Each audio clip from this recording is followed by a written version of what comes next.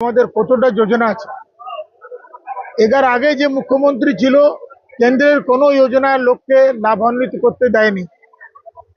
সে মানুষ কমপক্ষে যোজনাগুলো জানুক। আর এটা মানুষের জন্য, আমাদের কর্মীদের জন্য এটা ট্রায়াল ক্যাম্প। এই ক্যাম্পে তো পুরো মানুষের আমরা চাহিদা পুরো করতে পারবো না। তো ওয়ার্ডে ওয়ার্ডে, বুথে বুথে, গ্রামে গ্রামে করতে হবে। তার জন্য এটা আমাদের কার্যকর্তার জন্য প্রশিক্ষণ শিবির আর গভর্নমেন্টের জন্য প্রশিক্ষণ শিবির। এটা কমপক্ষে লোক জানবে আমার 50টা পাওনা, তো তারা ছুটবে তার জন্য। এই জন্য এই শিবিরের আয়োজন, যে অনেক দিন থাকে মানুষ, যেমন আয়ুষ্মান ভারত লোক পাচ্ছেই না, ট্রিটমেন্টে পাচ্ছে না, না ট্রিটমেন্ট পেয়ে মরে যাচ্ছে।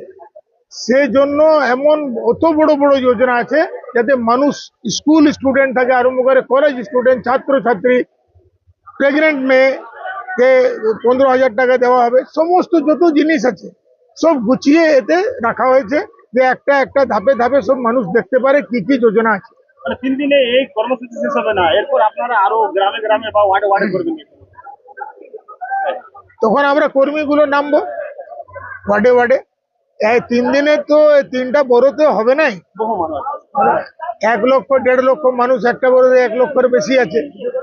তো কি করে হবে? 1 লক্ষ মানুষের 3 দিনে কি করতে পারো? মানে এক মানুষ 50টা ফর্ম ভরতে চায়, তো 5টা মানুষই 50টা করে ফর্ম ভরে, তো 500, 10টা ভরলে তো 500 হয়ে যাবে।